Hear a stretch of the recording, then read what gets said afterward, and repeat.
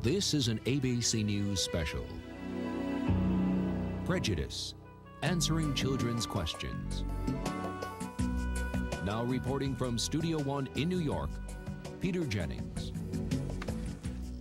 Good morning and welcome, especially those of you who qualify as being young, whatever that is. For this is a program in which we hope to hear mostly from the young about a subject that some of we older folks should know more than we do. We're going to spend this morning talking about prejudice, as in to prejudge other people because of what we see on the surface. You know, as a country, we often boast to the rest of the world that we're a rich, cultural melting pot. The truth is that for too many people in this country, it too often feels like a frying pan. Instead of celebrating our differences, which makes us a strong nation, we ridicule them, which makes us weak. It's our hope this morning that you're going to meet some children you might not ordinarily have the chance to know. Some of them have been wounded by acts of prejudice. Others have done the wounding, perhaps even without knowing it. I don't know about you, but I've heard prejudice described many ways, including as the child of ignorance. Our goal this morning is to teach that child a thing or two.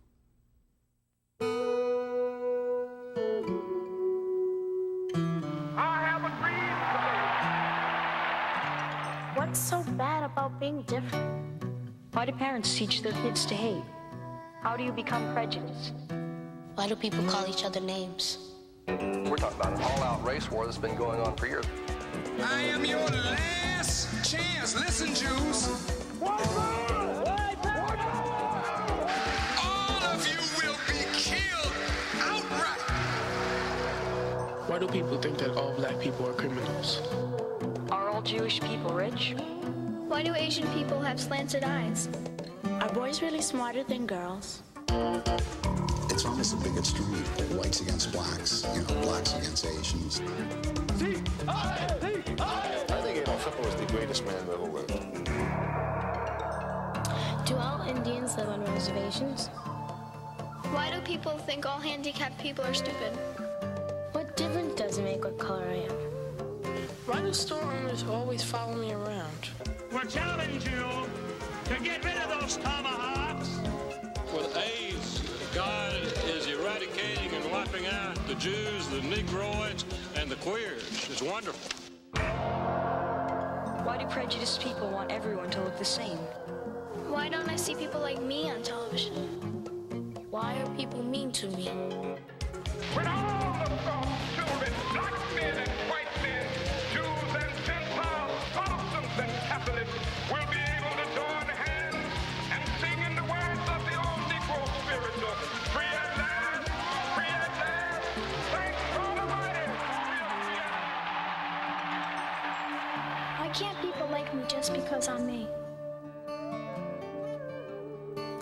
Well, we're going to be here for the next 90 minutes, and I think we've got a lot of questions among ourselves here, but those of you at home can also call up if you've got questions or opinions, and here are a couple of numbers you can call: 1-800-648-8094, 1-800-648-8094, and there's a very important special second number under there, which is 1-800-323-9831 TTP. Now, those of you who are hearing impaired or deaf or speech impaired know that if you call that second number, can we put it up once again, guys? 1-800-323-9831 TTP. That's for those of you who are deaf or hearing impaired or speech impaired, because we want to be able to hear your opinion or your question about prejudice today. I want to find out, first of all, who's got the microphones? One there, one there, one there, because you got a lot of work to do, right? You got to cover for all the kids on either side of you. Let me go up there to Jessica up there beside you. Jessica, have you got any idea what prejudice is? Well, prejudice is treating people different because they look different or are different in any kind of way, if they're not different from you. What about Nicole right next to you there? I think that prejudice is judging somebody because of their color, their skin, or because they're different from someone else. Okay, what about Jeff down in front of you here? Jeff, what do you think? I think it's prejudgment on a person because of the way they look or some physical stature. Anybody ever been prejudiced against you for any reason, Jeff? Yeah, because I'm half Chinese, and people, when I walk around sometimes, people pass by and say, like, ching ching chong chong or something like that against my language. How does it make you feel? I think it's really horrible the way people can just act like that because you speak a different way. What do you do about it? Well, I go to different walks and organizations that help against this kind of stuff. You try to stay away from people who are prejudiced against you, right? Yeah. I want to talk about that this morning. Let me go over here for a second. Where's our microphone holder? What's prejudice mean to you? What's your name? I can't see because of your hair. Danielle. Danielle, what's prejudice mean to you? To me, it means prejudging one on one's looks or race or color, or just if you don't like them, your handicap. Happen all the time? Yeah, happens all the time. It does. Now, you mentioned handicapped. Here's my friend Michael over here. Michael, what's prejudice mean to you? I don't know what we do about a microphone for Michael here. Come on, I'll hold it. How's that? It means when people hold a grudge against you for something you can't help. And do people sometimes hold a grudge against you because you're in a wheelchair? I wouldn't call it holding a grudge. I would call it recognizing the fact. And what's the fact? That I'm in a wheelchair. And do they pick on you because of that? They stare. That's not very nice, is it? No. Make you feel bad? Not really. I just pretend they're uneducated. Good for you. Good for you. Now, I can't help but notice, give the microphone to Mary Ellen there, if you would. I can't help but notice that some of you kids here have got green collars on today. Want to tell me about that, Mary Ellen? Well, the people with blue and green eyes, we had to wear a green collar, and so to separate us from the people with brown eyes. Why'd they want to separate you? I don't know. Anybody else want to volunteer as to why they were separated? Yeah, Victor here in the front row. Why did they separate the brown eyes and the blue eyes? I think they did that because they just wanted to show you how black people were treated back then when somebody looked and they made a funny face at us and other things. Oh, really? Tracy down here in the front, how'd it make you feel to wear a green collar this morning? Well, it makes you feel different from everybody else, and everybody stares at you because you're different and everything. Yeah, how'd it make you feel? Well, bad. You feel like everybody hates you for something you can't help. Ever happened to you before? Not really, not that much. Somebody pick on you this morning? Kind of, for wearing the green collars. Who picked on you? I don't know her name, the lady. I know her name. Jane Elliott, come on out here for a sec, would you, Jane? Jane Elliott is an Iowa school teacher. And you're shaking hands with her, even though she's got blue eyes, right? All right. Now, for those of you at home, indeed, Jane Elliott and the blue-eyed and the brown-eyed children in here today had a pretty heavy-duty experience. And before we talk a little more to the students here, to the children here about it, let's let you at home see a little bit of what it was like. It wasn't always nice. Now, people, today, we are going to act as though having blue eyes makes you inferior. Eye color and skin color are caused by the same chemical. If it makes good sense to judge people by the color of their skin, it makes equally good sense to judge them by the color of their eyes. We want these people to find out how it feels to be discriminated against on the basis of a physical characteristic over which you have no control. Every mistake they make today is going to be blamed on what? Blue eyes. The color of their eyes. What are you going to call these people? Blue-eyed people. Bluey. You're going to call them Bluey. And you're going to call the little boys Boy. And you're going to call the girls Cookie or Sweetie or Honey or Chick or Baby. Okay? Now, can you all do that? Hurry up. Hurry up. Come on, hurry up. They move a little slowly? Yeah, I want you to look at the way these people behave. You can't walk and chew gum at the same time. This one, he stumbles over a milk carton. Get up there. Hurry up. You, sit there. You, there. You two boys, sit here with this one. Now, Cole, if you can't look at me without grinning, don't look at me. Drop your head so that I don't have to see you, because I'm not going to look at that silly grin all day. Do you understand that? I take it you don't understand that. Get down, go out in the hall, and have somebody explain to you what you had better do today. Do it now. Goodbye, Bluey, yeah. Do we need to put up with that? Do we need to put up with that kind of behavior? No. Absolutely not. What are you doing? Sitting down with the blue eyes, where have you been? Why weren't you in here? Oh yeah, they told her to wait out there. How many of you believe that? She got lost in the hallway. She got lost in the hallway. She's probably been out doing what in the hallway? Get over here. Well, they might have told her left or right, and she went the wrong way. Yeah, they probably told her to go left and she went right. Yeah, well, blue-eyed people are definitely rightist. There's no doubt about that. Now, who's your friend? Oh, look at this, people. You think all blue-eyed people aren't alike? Get over here. Now you get over here. They look alike? They dress alike? Their color schemes alike? Look at their names. What are their names? Jennifer and Jenny. Blue-eyed people don't have much imagination, do they? They all name their kids the same.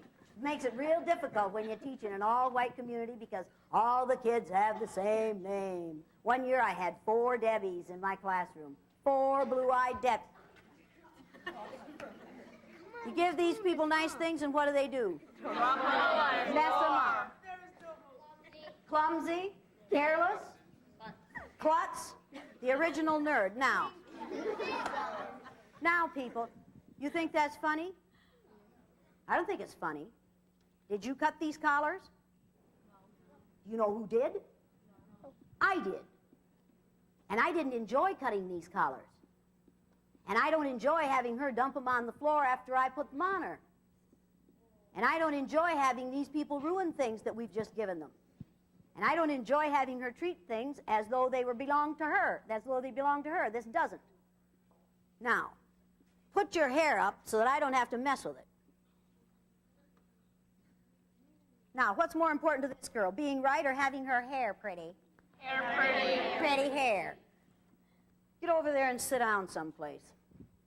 Scientists at the University of Southern California traced the DNA molecule back a number of years ago to find out where the first people evolved on this earth, and what they concluded from their study is that the first people on this earth were black people, and that every human being on this earth is a descendant of those first black people. Every single one of you is a descendant of those first black people. If you have brown eyes, it's because you have in your body the melanin that those first black people had in their eyes. So this boy is part black. You think he knew that until today? No. You think he appreciates it? No. No. You think black people have reason to be proud of him being part black? No. How many of you are proud of that? Do you know the first listening skill? You don't talk out of people are talking? Is that the first listening skill, people? No. What's the first listening skill? Tell her.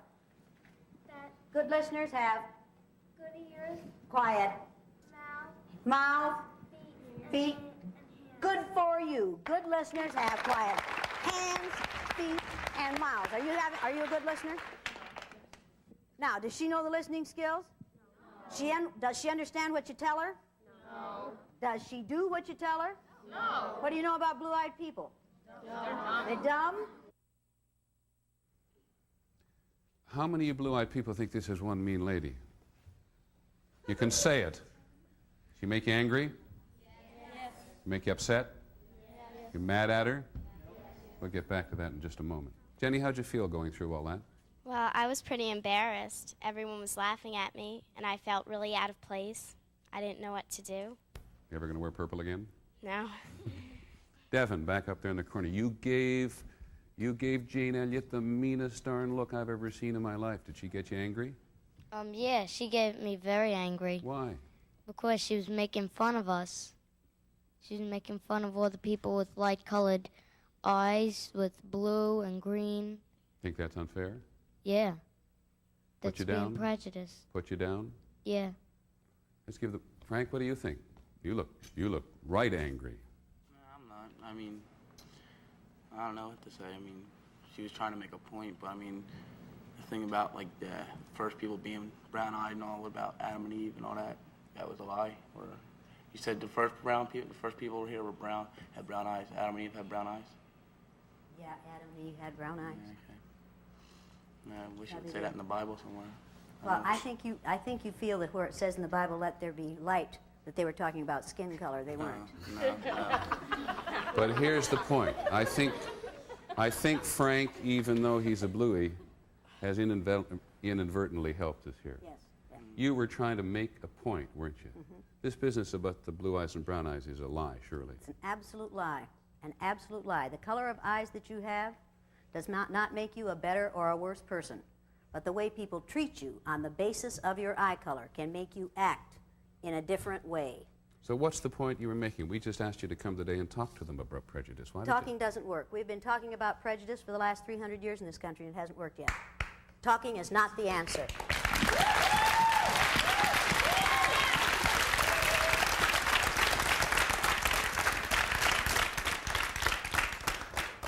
You kids have got the green collars on. You want to get them off? Gilma, you want to take your collar off? You want to take them off? Yes. Take them off. We'll be back in just a moment. Prejudice. Who makes up the U.S.? Prejudice, answering children's questions, will continue in a moment.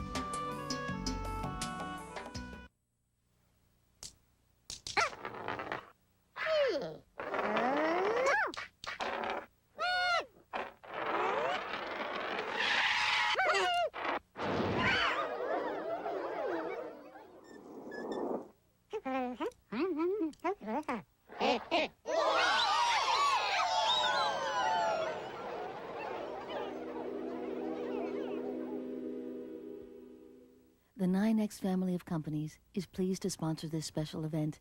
We invite you to join in the conversation. We're going to take a phone call in a second, but I just want to ask one or two questions before we do. And by the way, the telephone line, particularly those for hearing impaired and speech impaired people, are jammed at the moment. We'll try to get to you. But all you blue-eyed kids got to take off your green collars all the time. Richard, would you ever like to change your life? Would you like to take off your collar and keep it off? Okay.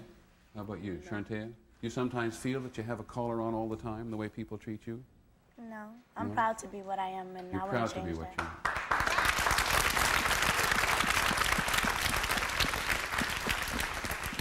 So it's important that we celebrate the differences, not just pick on them. Is that right?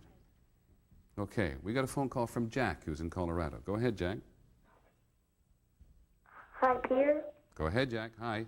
How do people get prejudice? How do people get prejudice? Well, oh, look at the hands go up around here. That's a good question. Let's have the microphone go to Camille here. Camille? I think the way people become prejudiced from their backgrounds. Like, what if their mother was prejudiced? They start looking up to their mother, and their mother start telling them, well, most black people aren't good because of their color or their race or their background. So the kids take it from that and start to turn to prejudice. So you think we learn it from our parents in some cases. Where else do we learn it? Angela. It's not just in your parents, it's in our society, it's in the media, it's everywhere you look. I mean, all the stuff that you're taught, the lighter things are, the better they are. It's everywhere. Okay, Angela thinks it's in the media. Chris, what do you think? Give him a microphone. I don't know.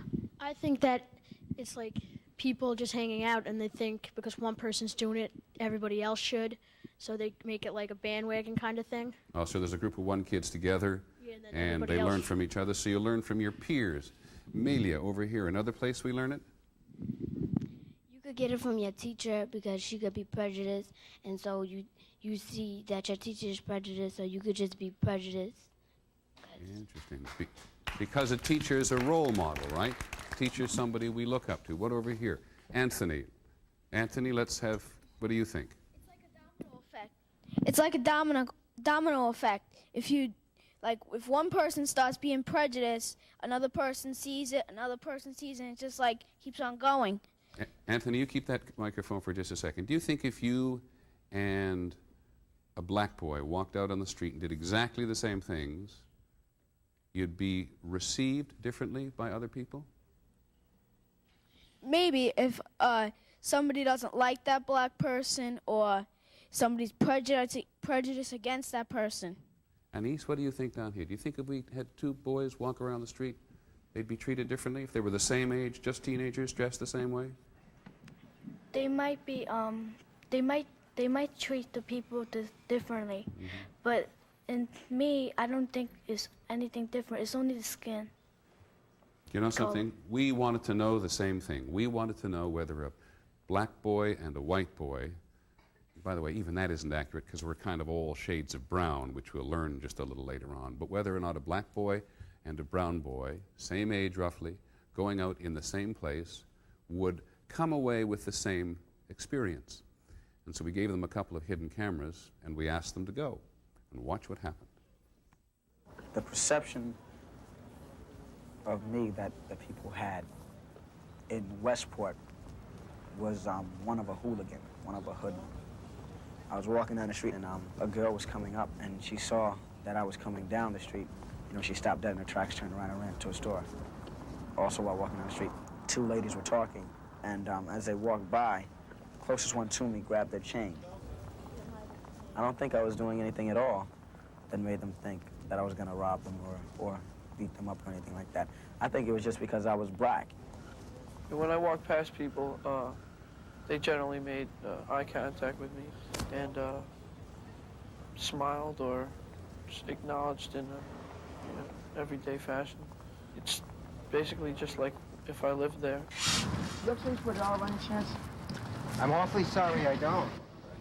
I asked people if they had change for $1, you know, so I can make a phone call.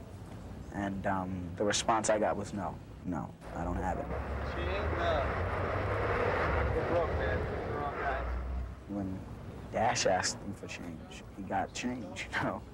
People were pulling out big, fat clunks of money and were searching through that stuff and not worried that Dash was going to grab it and run. Another day, we went shopping in Short Hills, New Jersey. And I thought it was going to be like every other mall, you know, shop, you eat, you have fun, you chill, you know. But as I walked from store to store, I noticed a man who seemed to be tailing me. When I walked in a store, he usually came in like, you know, maybe a minute afterwards. And the thing that popped into my mind was that he had to be security. I mean, I have no proof that he was security, but, you know, I mean, the way he was behaving, you know, it made me think that he was, you know. And, I mean, I get that kind of stuff happens to me a lot. How are you doing today, guys? In Short Hills, everybody made me feel very welcome. They treated me with good customer service, asked me if I needed anything, what they could do for me. Generally, I wasn't looking for anything in particular, but they made me feel like I wanted to buy something in the store, really. A few times, I saw Dash in stores where he would be just browsing or whatever, and the store clerks, they just left him alone, you know, to leisurely shop. When I went into the same expensive stores that Dash had gone into, one of the salesmen immediately showed up on the side of me, and then, you know, he didn't offer to help me, but wherever I went, you know, he was there, you know, he stationed himself well so that he could see me and he could see exactly what I was doing. That made me very uncomfortable. Well, these are the two guys, Dash and Donald, who went wandering around various places for us. You don't look very happy, guys. Why should I be happy? I mean, look at what happened, you know? It wasn't a fun experience. Did we get it right on camera? Yeah, I'm glad it was put on camera, too. Dash, were you surprised what Donald had to go through?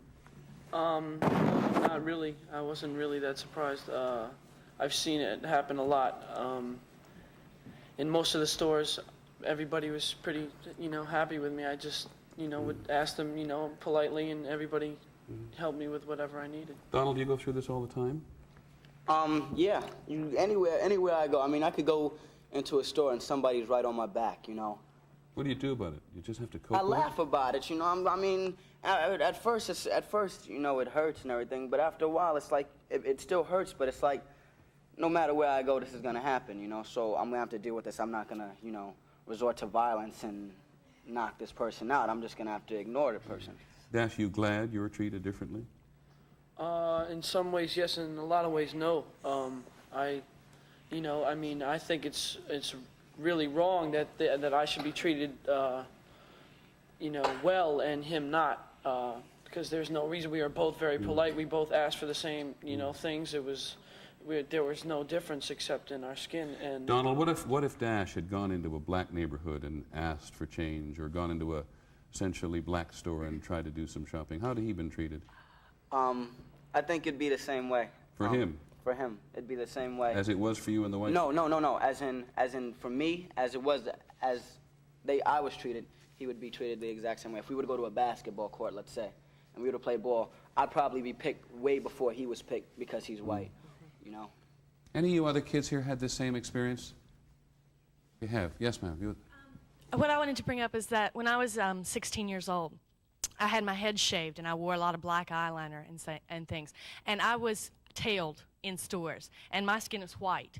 And it's just a matter of fear in general. I think people are afraid of people that are different than them. It's not just your skin color, because I am definitely white, but because my hair was different and my clothes were different, I was tailed by shop owners. I was followed by security. I was asked to leave malls when I was 16 years old and not allowed to eat in cafeterias. I must tell you, as a parent, we sometimes think our kids just weird, but I think we don't always realize what the ramifications are outside the house. Thank you. We'll be back in a minute. Thank you, guys.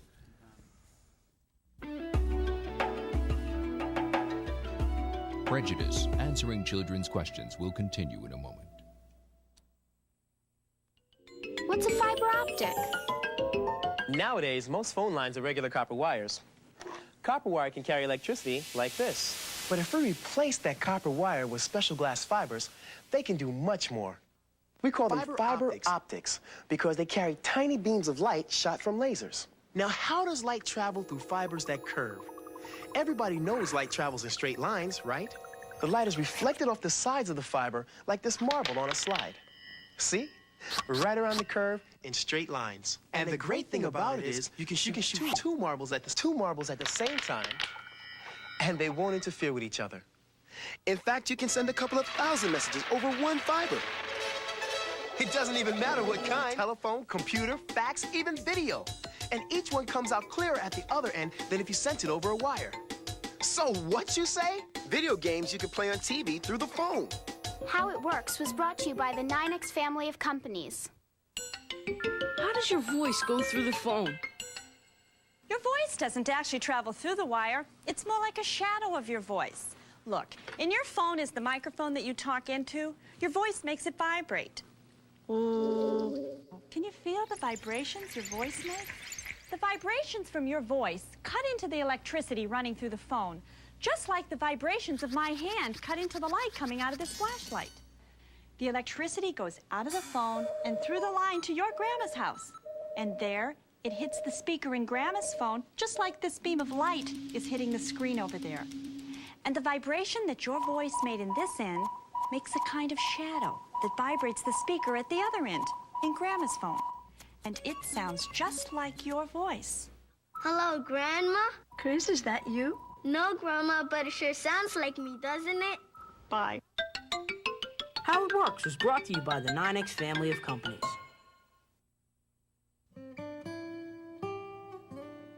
Once I was in a store with my mother, and I was minding my own business, and a woman came up to me and said that I shouldn't be in the store with my chair. And I was really upset at the time, but I was also young and I didn't really know what to say to her. And so I ran back to my mother, and by the time I came back again, she was gone. And I just was very upset because I felt that it wasn't fair to her to say something like that to me when it's just how I get around. Prejudice will continue after this word from your local stations. Tonight, are Tony and Angela splitting up for good? It's over? I'm sorry. The very last Who's the Boss? Then the Cedars are in for big changes when Maggie gets a new job. But it's in Washington, D.C. Will the family have to go their separate ways? Guess we better hit the road. The final growing pains. Things that make you go, oh! Tonight.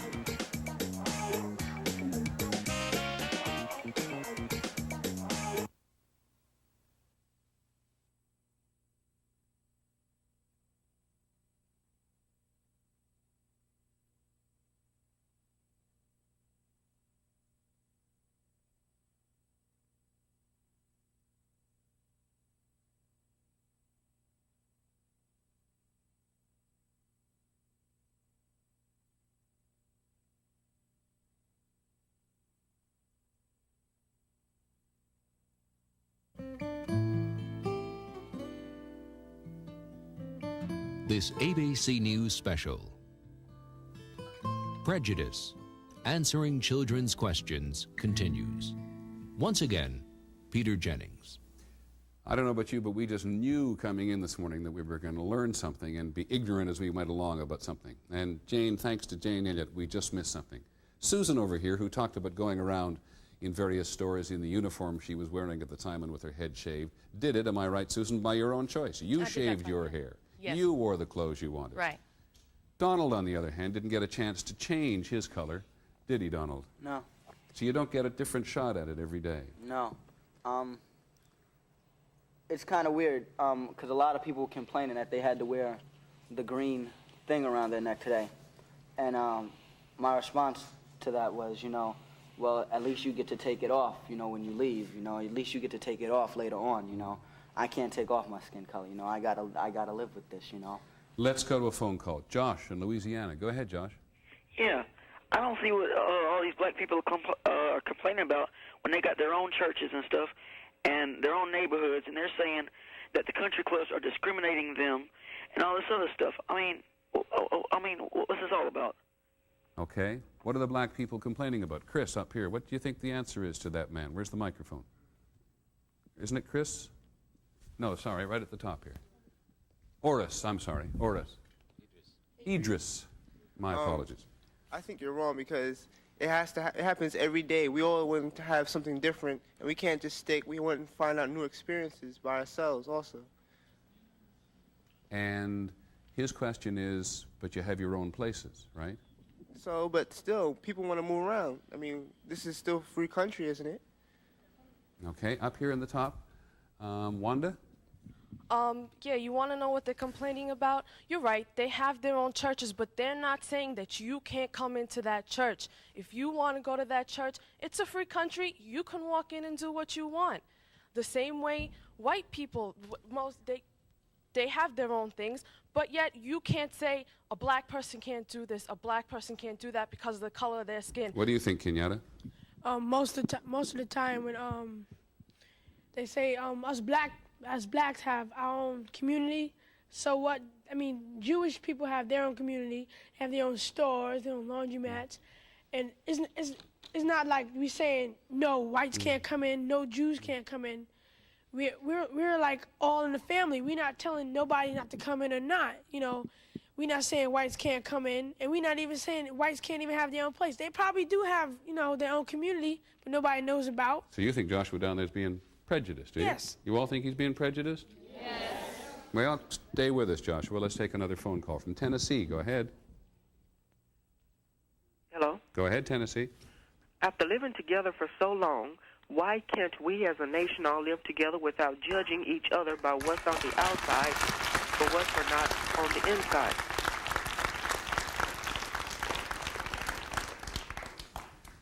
Well, that's a pretty general question, I must say. I'm going to call on a big person here for a second, if you don't mind. Galen Kirkland over there is a lawyer, and we won't hold that against you, which is a prejudiced remark, right? Well, that's right. That's all right. But some time ago, Galen came upon a black boy who had been killed, as I recall, Galen, just because he was black in the wrong place at the wrong time. Is that fair enough? That's true. And you decided since then that you would try to bring people together, kids together. You've been doing it for about 3 years, right? That's right. How successful do you think you're being? Well, Norman Siegel and I decided that we were going to team teach in Bensonhurst, which is in Brooklyn, where Yusuf Hawkins was tragically murdered back in 1989. The purpose was to do more than just to have a march or some type of a ceremony, but to do something lasting, to talk to young people about civil rights and race relations, to answer some of the questions that have been phoned in about why we have this prejudice, this problem with violence, the history of racism, defining those terms, sharing the experience of being discriminated against so people can begin to think about the important questions.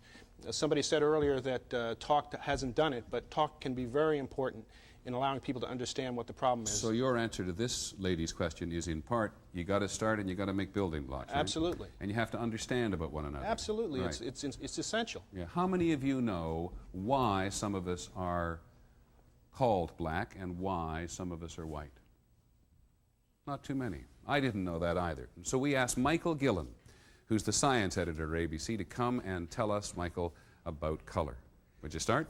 Yes, sir, absolutely. You know, so much of prejudice depends on skin color. We've heard that already this morning, that I wanted to explain about skin color. And I wanted to start by something that we've done since we were kids, and that is to play with Crayolas. You've all done that, right? And you learned at that time that there were 3 primary colors, yellow, blue, and red, from which you can make all the other colors of the rainbow. Well, it's the same sort of thing with our skin. Take a look here. There are only 3 colors that produce all the shades of all the people in the world. Only 3, and I have them here. This one, for example, all of us have some of this clear liquid in our skin. It's called keratin. All of us also have some of this yellow chemical in our skin. It's called carotene. Asian people have a little bit more of this than most of the rest of us, and that's what gives their skin a little yellowish tinge. By the way, it's what makes carrots also have that yellowish orange color. And then there's finally this brownish chemical that's in our skin, and this is called melanin. Melanin is really important because it's like a brown curtain in the skin that blocks out the sunlight. Now, black people have a lot of this melanin in their skin, but surprisingly, white people have this as well, because you cannot have perfectly white skin. Why not? Because if you have perfectly white skin, there's nothing to block the sun. And that means the skin is going to get burned and have skin cancer. In fact, that's a big problem with albino people who have absolutely none of these colors in their skin. On the flip side, there's no such thing as perfectly black skin either. Why? Because when the sun goes into the skin, it interacts with the chemicals there, and it makes vitamins that make you healthy and make your bones strong. So if you had perfectly black skin, no sunlight could get through, and you couldn't be healthy. That's why most of the people in the world have shades of skin somewhere between perfectly black and perfectly white. Now that leads to the second question. Where did we get all these colors in the first place? Just going to ask you. Yeah, well, Peter, I have a little videotape that I've put together. Do you mind watching it? I would love to. Take a look. Caucasoids. That's a fancy word for what we commonly call white people. Negroids, otherwise known as black people. And Mongoloids, the scientific term for Asian people. Different faces, different races. But why are the races so different looking? Well, it has to do with where our relatives came from. No, I don't mean our parents or our grandparents or even our great-grandparents. I mean our relatives from 100,000 years ago, our ancestors. Take skin color, for example. Scientists think there are about 2,000 different kinds of people, each with their own skin color, somewhere between pure black and pure white. How did you end up with your particular color? Well, it depends on where your ancestors originally lived. Max's ancestors lived in northern Europe, where the sun is weak. In fact, during the winter, the northern sun hardly gets above the horizon. So, in order to make full use of what little sunlight there is, Max's ancestors developed a very light brown skin. Light brown, not white. Deepti's ancestors lived in India, where the sun is very hot. In fact, summer in India can get as hot as 120 degrees Fahrenheit. So, Deepti's ancestors developed a darker brown skin for more protection, 10 times more protection from the sun's ultraviolet rays. Delroy's ancestors lived in Central Africa, where it's even hotter. So his ancestors developed an even darker brown skin for protection. It's darker brown, but it's still not black. Delroy's ancestors also developed bodies that were tall and thin because that's the perfect shape for radiating away heat and staying cool. Annis's ancestors lived in northern Asia, where the winters can get very cold. So they developed bodies that were short and rounded because that's the perfect shape for conserving heat and staying warm. In other words, Max's, Deepti's, Delroy's, and Annis's ancestors were each perfectly suited for the part of the world they lived in. And now, 100,000 years later, they've all inherited some of that perfection. Well, Michael, I must say you make things wonderfully simple. Well, thank you, Peter. It's important enough. And I want to say this, that there were pure races 100,000 years ago. Those are the ones I described. But now, 100,000 years later, there has been so much mixing and matching and moving around that now scientists estimate that there are not just 3 or 4 races, but about 2,000 different kinds of people. And so one of the wonderful things in this country, I have to say, is that we partake of all that perfection in one country. And in 26 countries, I understand, are represented in this audience alone. We have 26 here today, and I bet we could keep you alone for the rest of the day answering questions. But we got time. Anybody want to ask Michael a question? Yes, sir. Frank. What about sickle cell and all them diseases that just blacks get or just Jews that's get? a really good question, Frank. Sickle cell anemia affects mostly Negroids, black people. Did you know that sickle cell, the gene that codes for sickle cell anemia, gives you protection against malaria? If you live in a warm and hot and humid environment, like in Africa, you need protection against malaria, and that gene for sickle cell anemia protected them against malaria. Unfortunately, the other side of the sword is that it also can produce anemia, and especially in this country where malaria is not a problem, that's the thing you most focus on. Who else has got a question here? Yes, ma'am. I can't see your name from here. Go ahead, give her the mic. Who's the microphone? Go ahead, I'll translate for you. Okay. What's your question, dude? You tell me. Well, I don't know why. It's also how people act besides how they look. That's something with me. It's also how they act, how they look, right? Well, that's Yeah. for sure. Can you give us an example? Well, you see, I have got a little problem because I sometimes act a little crazy and people make fun of it. Well, you think they should do that? I don't either. Because I sort of can't help it. Do you think people are going to learn today maybe they shouldn't make fun of you? No, just because I act differently from other people. Like the average person always acts polite and stuff. Well, that's not always the way I am. And people make fun of me just because of that. Like the boys at my school. What do you tell the boys at the school? Well, What they call me names, and they also make fun of me in some ways that I can't explain, really. Okay. We actually have a question for Michael from quite some distance away from a young lady who we've actually wanted to meet. So we're going to take you out of the studio for a second. We're going to take you out west to Montana. Take a look up on the big screen here, because that may not look very familiar to you, but there at the northern end of the Crow Indian Reservation, near a place called Lodgegrass. Anybody recognize that? That is the Little Bighorn. That is where in 1876 Native Americans and Custer fought the famous Battle of the Little Bighorn. And there is a new friend of ours. Hi, Curry. Hello. How are you? This is Curry Smell, who's a member of the Crow tribe. You've got a question for Michael? Yeah, I was wondering, he said that the blacks were, I don't know what he called them, but we wanted to know what Native Americans were called, what our race is.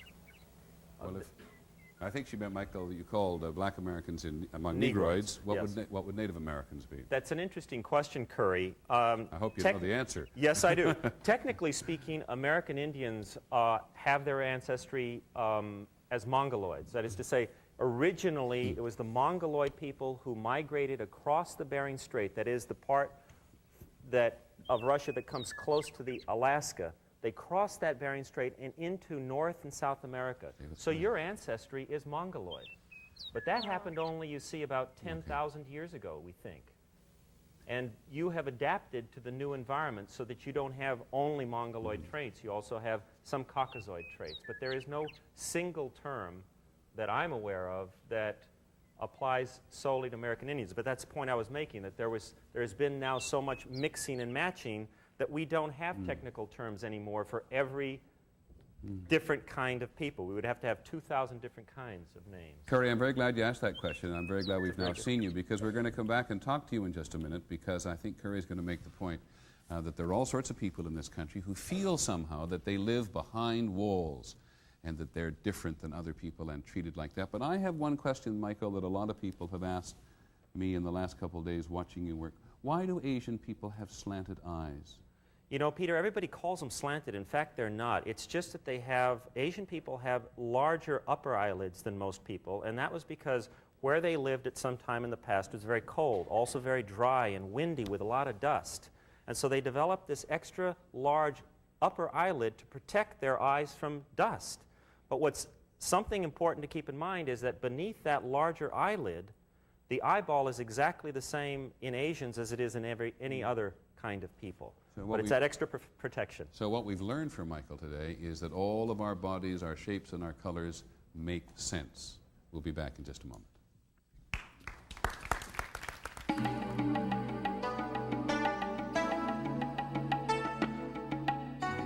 Prejudice, answering children's questions, will continue. How do car phones work? Your car phone is like a radio. In fact, it is a radio that just sends out one assigned wave. See my wave? Now, all over town are these towers with little stations on them called cell sites to pick up the waves. Each tower has an overlapping area where it can pick up waves, which is called its cell. That's why we say cellular phones. Get it? Okay. You pick up your car phone and you send out your personal wave. The tower that's nearest to you picks up your wave and sends it out to the person you want to talk to. But as you're driving along, at a certain point, the red boat over there starts getting your signal stronger than the yellow boat. So the system automatically hands your signal over to the red boat. As you get past the red boat, you get handed over to the green boat. So you can keep talking and be constantly covered. That's how car phones work. Now you can explain it to your mom. How It Works was brought to you by the 9X family of companies. What is a digital? Until recently, the way we sent voices through the phone was by waves. If your voice made a sound wave like this, up and then down, then you could actually send that wave through an electric wire. But it can get distorted. It doesn't come out exactly the same. So now we have digital, which is better. The word digital originally meant fingers. And since most people learn to count on their fingers, digital came to mean by numbers. Digital measures the wave into a series of numbers. Here the wave is 1 p high. Now it's 2 p's high. Now it's 6. And now 3 p's. With digital, we don't send the wave at all. We send the p's. What do we get out at the other end? 1, 2, 6, and 3.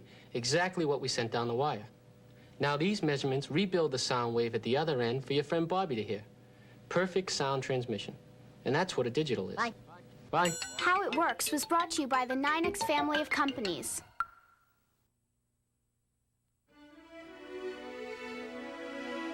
This ABC News special, Prejudice, Answering Children's Questions, continues. Once again from Studio One in New York, here's Peter Jennings.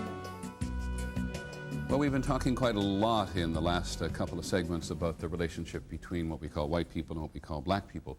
Do you all think this kind of prejudice happens to other people, not just black people as well? Oh boy, look at those hands up. Do you think it happens to famous people or just happen to ordinary people? What do you think, Nadia? Does because they are also different colors or races and believe in different things. So people, the prejudice against famous people too. Yeah, so it doesn't matter whether you are a little person or you're a famous person. It can happen to you well. Really? Take a look at that screen up there. I want you to meet one of the most famous people around anywhere. Do you recognize her? That's Christy Yamaguchi. Christy Yamaguchi skating up in Albany, New York in preparation for a show. Hi, Christy. Hello. How are you? Can you come on over and talk to us for a moment? Sure. First of all, we all want to congratulate you on your gold medal. The whole world has done that. Thank you very much.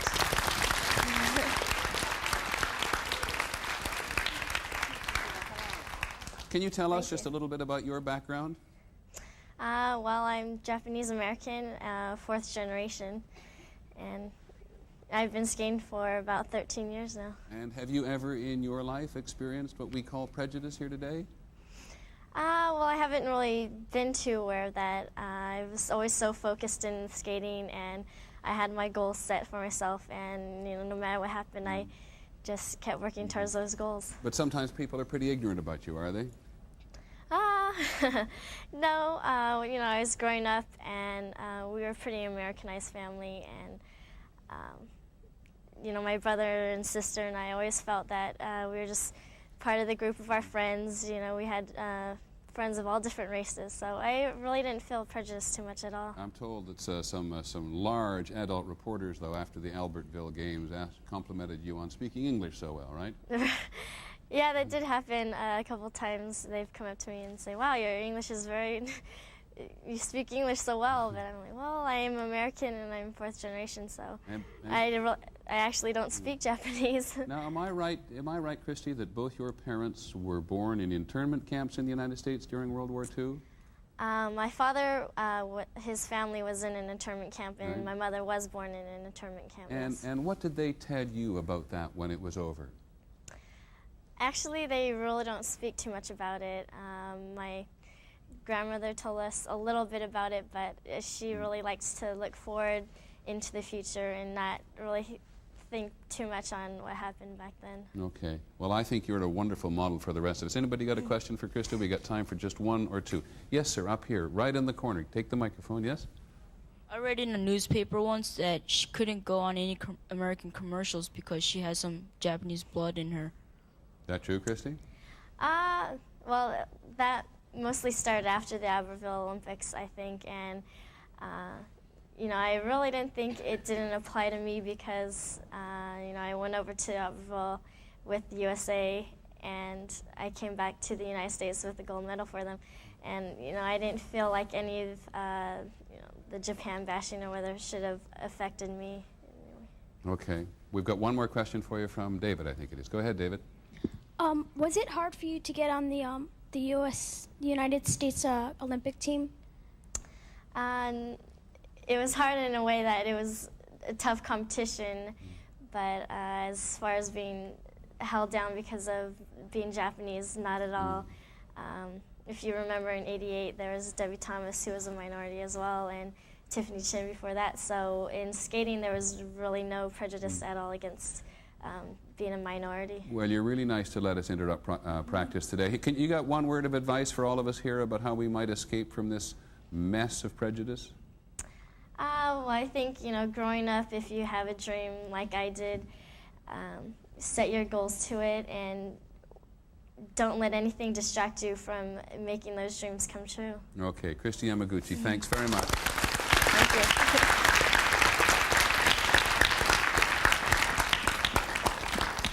By the sound of Christy, she grew up in a really strong, loving environment. But I think it's true that sometimes people are expected to do things because of what they are. I think some Asian kids in this country are expected to be certain things because they're Asian kids. We asked Ken Kashiwahara, who's a correspondent for us, a Japanese American living in San Francisco, to try to tell us a story about that, and here's what he found. To many, 13-year-old Bantu and 17-year-old James Lee may look alike, but they come from very different worlds.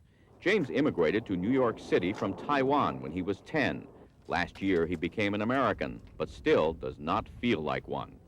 Van was born on a boat her parents used to escape from Vietnam and came to California.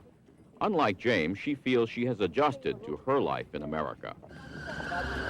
But as Asian Americans, they both have something in common. They have felt the sting of prejudice from their classmates. Like, oh, you chink, Jap, or gook, you know. A lot of stereotypes, like I know Kung Fu. They were making up names or something like that. Like what? Like calling nips or something like that. James writes poetry, mostly about pain, because that's what he experienced growing up. Staring into the eyes of pain, I was blinded by the glare. In school, he was expected to be a genius in math, simply because he's Asian. He hates math. I remember the math teacher used to hassle me about, you know, how come I can't do this work, and which was really ridiculous. James says he felt pressured, he felt alone, so he joined a Chinese gang. I felt like I fit in for the first time in my life when I joined the gang, because here we have a group of young people who looks like me and kind of have the same kind of problems. But when he watched two of his friends get shot, and later when he was arrested for carrying a gun, James Lee's world finally crumbled. He attempted suicide twice. I think a lot of it has to do with my mom in school, and how she always expected me to do good in school, and with friends and who I couldn't fit in with. Van, too, puts pressure on herself to please her parents. She goes to Vietnamese school on weekends, and she wants to succeed in America because her father had 3 jobs and was on welfare when they first came to this country. I really need to try my best and everything to make my parents feel happy. Why? Because they have given up so much for us. After a painful beginning, Bantu says she now feels comfortable about her place in America and wants everyone to see her as a normal teenager. I just want to be perfectly the same as other people. I don't feel different, and I don't want to be different. I mean, we're all living in the same country. And that's the way James Lee would like to be treated too. He is finally getting his life together, but he still desperately wants others to accept him for what he is, not for what they expect him to be. And I just wish sometimes these people can be there to see how upset I am, you know, and how bad I feel about myself when I don't feel like I'm a part of this place I live in, this place I grow up in.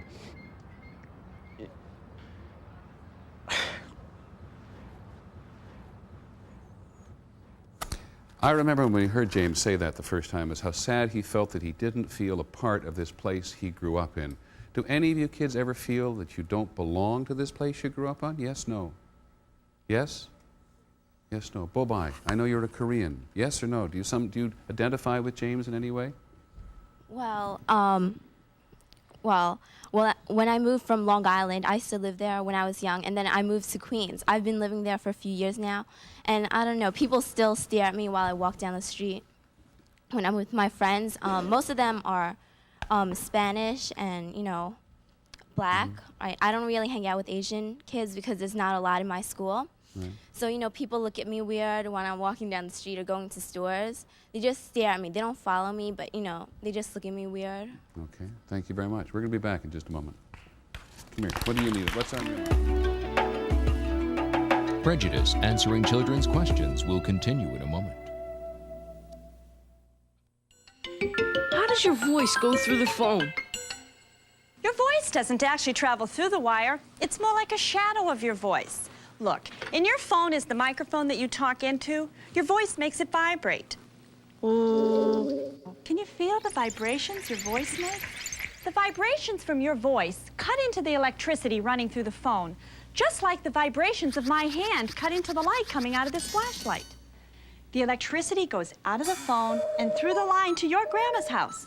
And there, it hits the speaker in grandma's phone, just like this beam of light is hitting the screen over there. And the vibration that your voice made in this end makes a kind of shadow that vibrates the speaker at the other end, in Grandma's phone. And it sounds just like your voice. Hello, Grandma? Chris, is that you? No, Grandma, but it sure sounds like me, doesn't it? Bye. How It Works was brought to you by the 9X family of companies. How do car phones work? Your car phone is like a radio. In fact, it is a radio that just sends out one assigned wave. See my wave? Now, all over town are these towers with little stations on them called cell sites to pick up the waves. Each tower has an overlapping area where it can pick up waves, which is called its cell. That's why we say cellular phones. Get it? Okay. You pick up your car phone and you send out your personal wave. The tower that's nearest to you picks up your wave and sends it out to the person you want to talk to. But as you're driving along, at a certain point, the red boat over there starts getting your signal stronger than the yellow boat. So the system automatically hands your signal over to the red boat. As you get past the red boat, you get handed over to the green boat. So you can keep talking and be constantly covered. That's how car phones work. Now you can explain it to your mom. How It Works was brought to you by the 9X family of companies. The first day of school was especially hard because I was going to a new school and people there did not know me. They mispronounced my name, misspelled my name, and teased me about my name. Hello, my name is Africa. And when I tell people my name, they automatically assume I was born in Africa. I was born as far away from Africa as possible.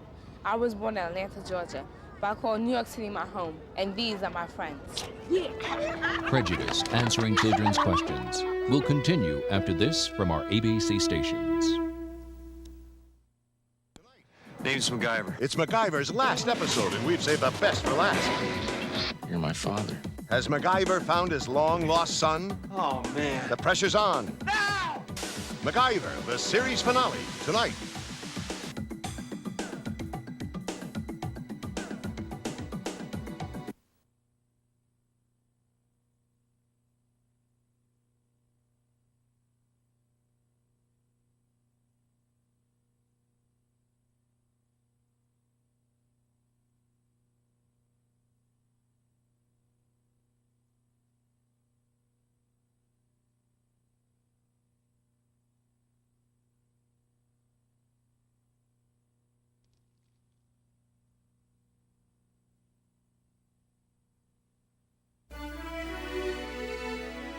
Prejudice, answering children's questions.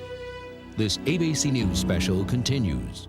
Once again from Studio One in New York, Peter Jennings. So great. I'm so glad we decided to do this. That's going to come out so great. I know. It's gonna look wonderful. The two of us together. You know, who would have thought about this? Nobody would have thought we two would do it I together. know. No, it's just going to be great, and I'm so excited about this. We're going to have the little shorts and everything. It's going to look so great. I because know. We'll have the background and all. It'll just look And we're going to wonderful, look so cute, you know, singing together and Magda, listen, everybody's still signing up. I'm thinking, look, why don't you and I, right, we'll do an act together, and we'll be probably the only boyfriend-girlfriend act, you know, and everybody knows us. We're bound to take first place, man. Let's do it. Well, we're Stop for a second, would you? We've been talking a lot on this program about the conflict between a lot of us, and we've been talking a lot about the prejudice between us. We thought it might be helpful to analyze a conflict and see if we can learn anything from that. And Jennifer and Magda and Carlos come from something called the Family Life Theater. And this is something they take around to schools to show to other kids to demonstrate conflict. So let's just let them go on with it, and then we'll try to get some advice and see what we think of what they're doing. Now, what are you guys fighting about anyway? Well, I just found out that you're doing an act with her. What are you talking about? Listen, no, let you and let's do it. What are you going to do? We're just going to do We're a going rap to sing a song song together. Isn't that a great idea? A rap song? Yeah, we're A going to rap? What do you know about rap? What do you mean, what do I know about rap? I happen to know a lot about rap, okay? I love rap. Oh, really? Yeah? How many female Jew girl rappers do you know? Oh, come on, Carlos. There's a lot of white rappers. Come on. I know, all right? Get the what I say, huh? Yeah. Yo, you know how everybody talks about you in this school, man? You know, they're always saying, oh, you know Magda, you know light-skinned Magda. She thinks she's white, and she talks white, and she acts white, and she's a white wannabe. You're gonna get up there and sing with this girl. Does that bother you? Well, obviously it does bother you. No, what obviously bothers me is you know? Yeah, Sister Jew, you know? Getting up there, and what are you gonna sing? Some Jewish rap song? Stop for a second. Can I just ask the rest of you kids, does this sound real to you? Is this the kind of argument you might hear in a high school somewhere? Okay, keep going. I mean, this is ridiculous. This is so stupid. Oh, yeah, boy, there she goes. Ladies and gentlemen, yes, it's Sister Jap, and you're gonna come out and sing, so, let's pump up the jam. Pump it up really grand, you know what I mean? No, you know what? I mean, you're Puerto Rican, right? That's right. Right, so I just bet, no matter what you do, I mean, you'll win this talent show because, you know, you'll have your 20 sisters, your 11 brothers, your 5 stepfathers cheering you on. And that one sister of yours, you know, Conchita, I hear she just loves to party. Yeah, Carlos, what are you doing? What's wrong with you? Well, he started it. I didn't start it. You shouldn't have said that to him. ¿Y tú qué te pasa? What's wrong with you? Yo. Yeah, yo. Stop again. We'd like to maybe now begin analyzing this, and if, a lot of hands up here, over there. I can't see your name from here. You in the blue sweater. What's your name? What's going on, Chris? Well, they're kind of fighting because she's like white and all, and he knows her longer, and he'd rather do it with her instead of her doing it with him. It's because I'm Jewish. Do you think he's upset because she's Jewish? Yes. Okay. Over here behind me on the right tie, what do you think's going on? Well, I think he's using race as an excuse. She just wants to do it something with his girlfriend. It's not race. He's using race as an excuse. Okay. What do you think? I think that he's, saying that she's white, so she definitely can't rap. Because white people can't rap, and and of course, because that's a black thing, and that's totally not true. Because people talk to me, they say, well, why are you dressing in Nikes? Why do you have your pants baggy? That's the way I want to dress. Commercials are not allowed here, please. Thank you very much. Sarah, what do you think? Well, I'm Jewish, and I personally would be very offended if somebody said that to me, and I just walk away from whoever that person was, and anybody said that to me, I just walk away. Now, you notice today we've listened to a lot of young people, and that's exactly the way it be. Would you mind listening to an older person for just a second? Because with us is a sociologist named Samuel Betances, who comes to us from northeastern Illinois and spends a lot of time trying to understand the kind of conflict we're hearing this morning. What's going on, Sam? What's going on is competition, and that sometimes gets into conflict, and then people point to gender, or they point to race, or they point to color. It's not about color, it's about an excuse The other script is that the Puerto Rican has a lot of families and a lot of stepfathers and a lot of party. And unfortunately, what's going on is that people are trying to compete with each other, and they're trying to drive each other out so that they can make coalitions. What we've got to remember is that what's going on here is basically there are not enough positions for everybody. Tragically, in the media, we already get the scripts. You know, every fourth time you see a Puerto Rican on TV, we're committing a crime. Women are supposed to play only a support role, and black people are rappers and basketball players. The fact of the matter is that we're all God's children, and we can do what we set our minds to do, and we need to work together.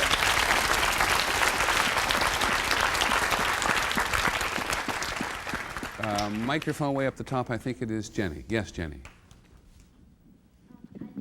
When you think of prejudice, you think of a white person prejudiced against a black person or a Puerto Rican, and right now it's showing that it's not only white people that are prejudiced. This person here is prejudiced against a white person. That's very interesting that you picked up on that. Can we go over here now to Debbie? Can you give Debbie a microphone quickly?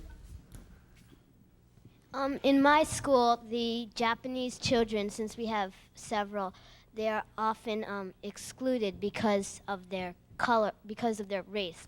And the American kids all think that the Japanese kids are weird or different, or they're all smart at math. And the Japanese girls go out and they form a little group of all the Japanese girls in the grade, and they just walk around together because they, the Americans just don't make them feel comfortable. So you recognize what's going on over here, do you? And I'm Jewish and Japanese, and in my school there are many Jews, so we don't have a Jewish problem. Okay. Now, can I just point out to people at home who may be wondering why we have not taken yet a telephone call from a hearing impaired or a speech impaired person? It's because we've been having trouble getting the system to work because it has been so overloaded by people wanting to call in, and we apologize to those of you who are trying with great difficulty. But we have a call now, so let's listen to it. It may be related to this subject. I'll have to read it, I beg your pardon. Go ahead. It comes from Karen, who's age 35, in New Jersey, an adult person. Do the kids think that laws should be used when reason can't change people's minds about prejudice? Okay, Karen, thanks very much. Let's apply it to this situation. If these three kids, first of all, do we think these three kids are doing anything against the law? No. Could we make a law to make them get along better? So, Galen Kirkland, you deal with this kind of thing every day. How are we going to get it fixed? Well, there's a real problem here because we have a First Amendment in our Constitution that protects free speech. And even though there are local jurisdictions that have tried to have disorderly conduct laws to deal with abusive speech, they haven't really been held up. So what we really have to deal with here is not just a legal solution, but a solution in terms of educating people so they understand that they're using stereotypes to bash one another, injuring themselves and everybody else in the process. We've got to get people who are talking like this to one another to really think about what they're doing and to understand the destructive impact of using the terms and the assaults that they're using. But I'm going to feel very frustrated if we don't get it resolved. You kids aren't going to get this resolved, you three, are you? Yeah, but you're right, because I don't have so many stepfathers and I don't have 11 brothers and 15 sisters. How's about they do a trio? Could they all do it together? Yeah. Eh? Well, hands up all of those who think they should go away and do it all three, a rap group of three. Okay? Thank you, guys.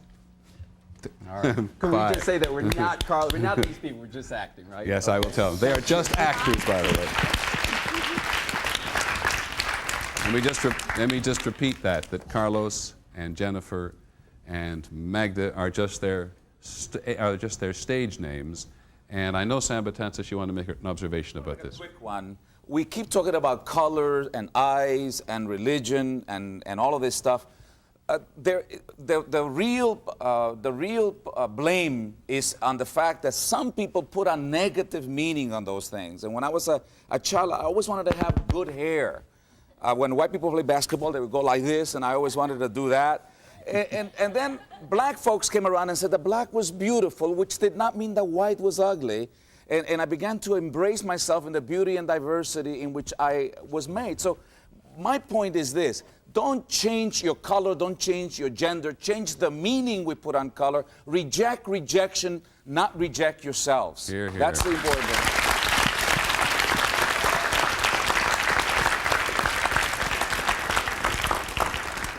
We will be right back I'm so glad to see all those hands up. We'll be right back in just a second.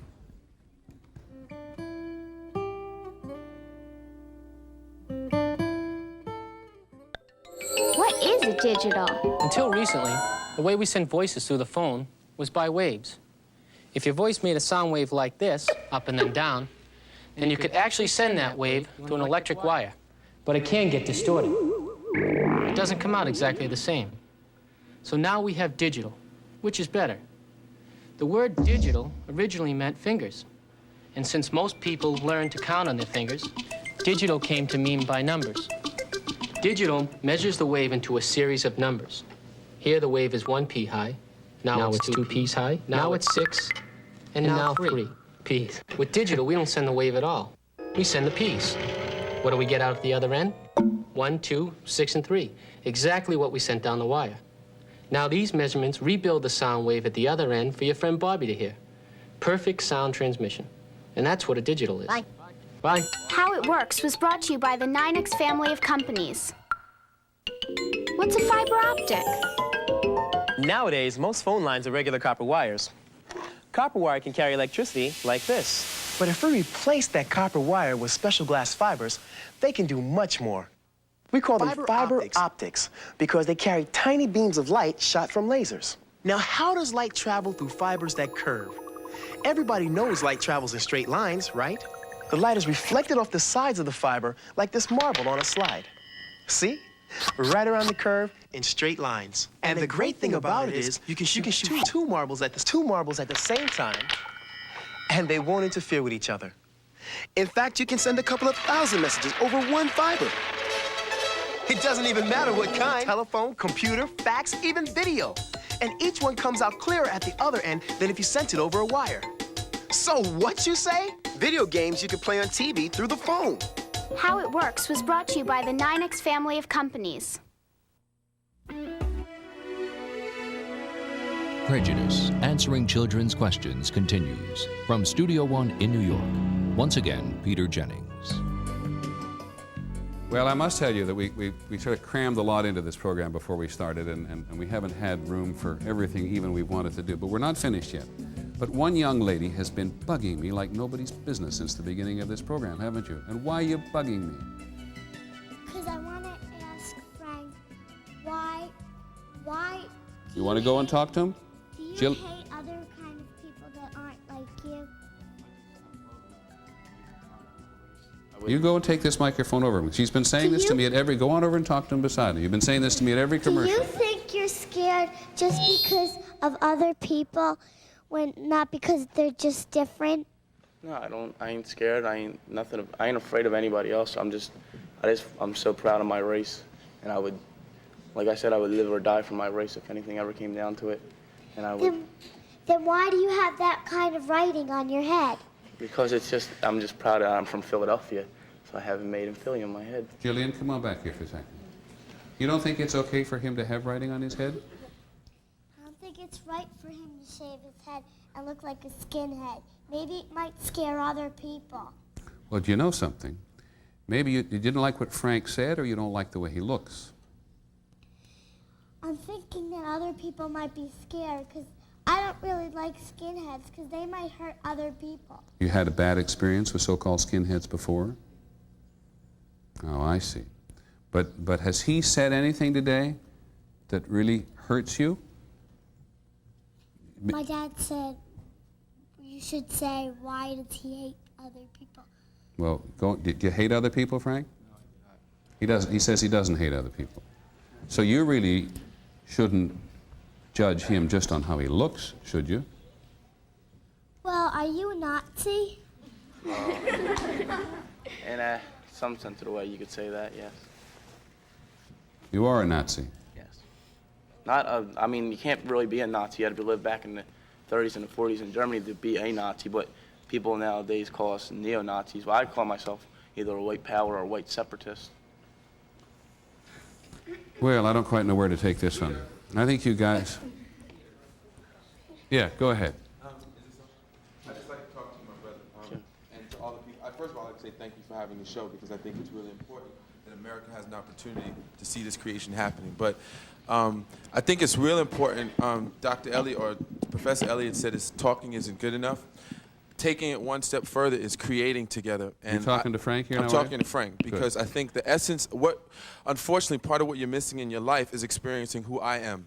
Okay? And what I mean by that is we can have an opportunity to create, to build. If you have a sister, maybe I can have your sister's child, and you can see that there's nothing wrong with me. There's no point in being a separatist, because the environment is depleting. And if you like it or not, we're going to destroy ourselves. So we really need to band together. We really need to understand that we are God's children, like this doctor said. So I hope that you can take something with you. I want you to give that microphone to Ashley for a second. Now, I got to tell you, the moment I hear the word Nazi around here, I get shivers up my spine, but I also think of Ashley, because we were going to devote the last segment of this broadcast to this morning to showing the rest of us that there were real opportunities for us to take a lead against prejudice. And Ashley is one of those people. Ashley, tell us what happened, what you did. Well, I was watching the news, and I saw a broadcast about a Nazi video game being sold in Germany, Austria, and underground in the U.S. In this game, you try to kill as many Jews and Turks as you can. You earn money to buy gas chambers and other things. And I decided to make a petition, because I didn't feel that anyone should have the right to play a video game that is killing a certain type of people, or it's just killing, and it's promoting genocide, and children play these video games. So I made a petition to stop it, and with 2,000 people signing it, it went to the Assembly Committee through the Jewish Federation, and then the ADL, Melanie Mark of the ADL helped me, and she nominated me for a Reebok Human Rights Award. But this at the Assembly Committee, my idea of the petition became a bill that nobody could sell or legally distribute this video game. So now I think that they made a deal with Austria and Germany that this game cannot be imported into the US. That's fantastic.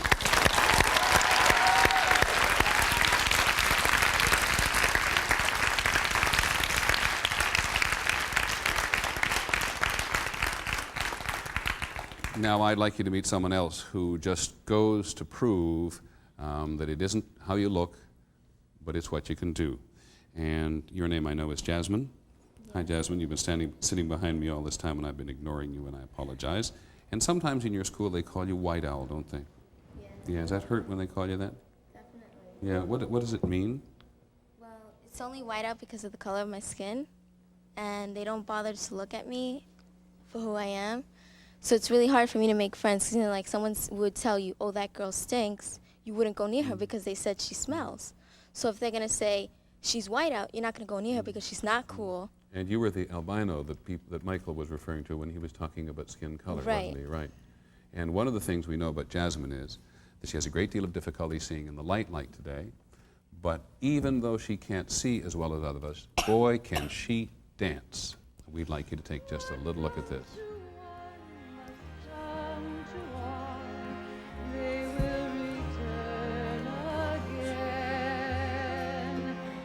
Want to go to Angie? Where's Angie? Let's go to Angie. This is Angie. Hey, that was wonderful.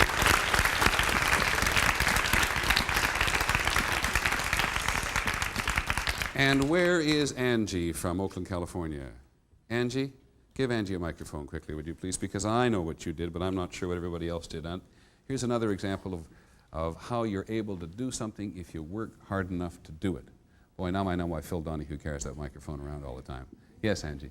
Okay, I'm from Oakland, and there's a community-based organization called Pueblo. It's People United for a Better Oakland, and they were working around a lead campaign, and they invited me and my mom in, and we started working with this organization.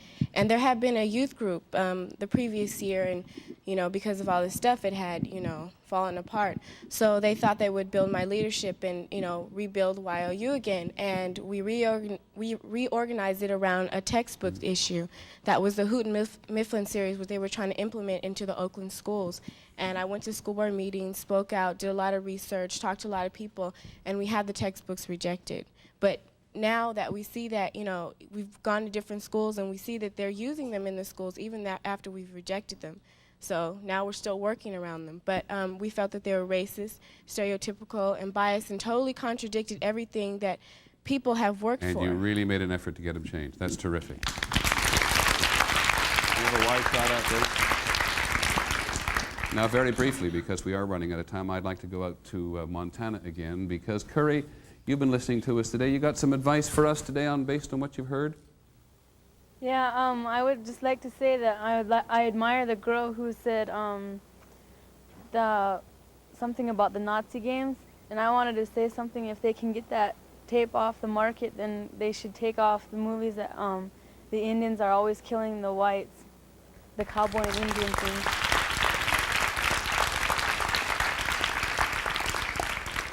And I wonder if Curry, thank you very much. You've been very patient. I wonder if we could take a wide shot on the camera just to show you again the beautiful countryside in which Curry lives. She actually lives on a ranch, and she's got a wonderful horse, and she wins a lot of races at rodeos. And that, of course, is the famous battlefield from the Battle of the Little Big Horn, where there's a monument to General Custer, and soon there will be a monument to the Native Americans who fought there as well. Now, we've talked a lot about inspiration today as well, and we've heard a lot of very inspiring people, and we've also met a group who have their own way of trying to inspire people. They're called City Kids, and they're from here in New York City, and they've all come together with some of the same questions that we've all had today, and in trying to communicate their answers about how we're all one to other people, they've decided to go out and entertain other people, and we're going to hear that. City Kids. Among all the hate, and among all the terror, among tears and among plight, among all the pain of war and confusion that clouds my sight, among all the prejudices, both in between races and the same, there stands one thought in my mind that's in a continuous series of musters. What makes this planet great is the beauty that lies among colors. But think again. Everything were black and white. There would be no love for music and art, no love for the very thing called life. So chin up, my friend, fear not for your different brothers. Hate not, but enjoy the fact that you're among colors. The rainbow, I want to hear. The rainbow, I want to hear. The rainbow, I want to hear. The rainbow. Some people believe that we can never be one race, for they cannot see all that God has given to us. Dig in your heart, I know you can trust, so believe, 'cause faith sets you free. Can all God's children stand listening to me? 'Cause we know that this can't go on. Too many babies dying. This is wrong. I want to hear the rainbow. I want to hear the rainbow. I want to hear the rainbow. I want to hear the rainbow. Just the other day, Again I felt pain. 2 little children were victims of a game. Senselessly denied dignity. I searched my soul to keep my sanity. Now I believe that truth sets us free. Can all God's children stand and listen to me? 'Cause we know that this can go on. Too many babies, they're dying. This is wrong. I wanna hear the rainbow. I wanna hear the rainbow. I wanna hear the rainbow. I wanna hear the rainbow.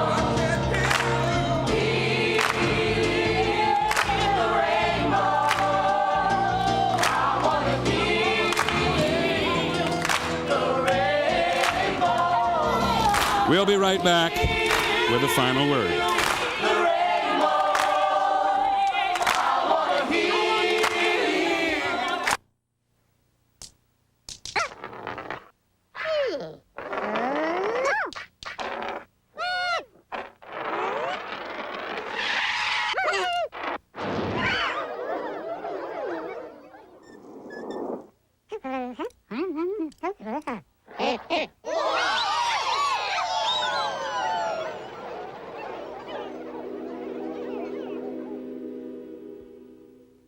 The 9X family of companies believes in the power of communication to bring everyone together.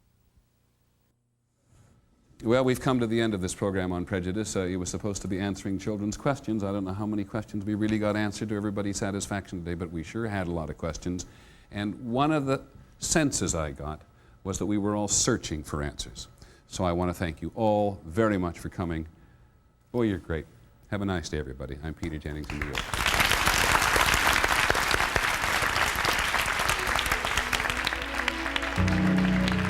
This has been an ABC News special.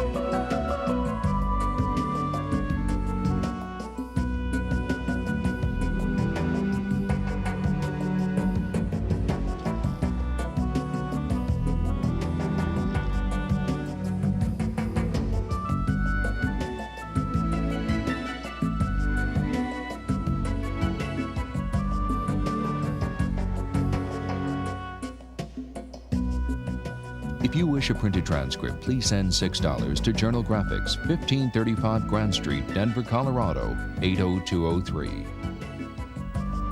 For a video cassette version of this program, use your Visa or MasterCard and call 1-800-ABC-7500. Prejudice, answering children's questions. This has been a special presentation of ABC News. More Americans get their news from ABC News than from any other source.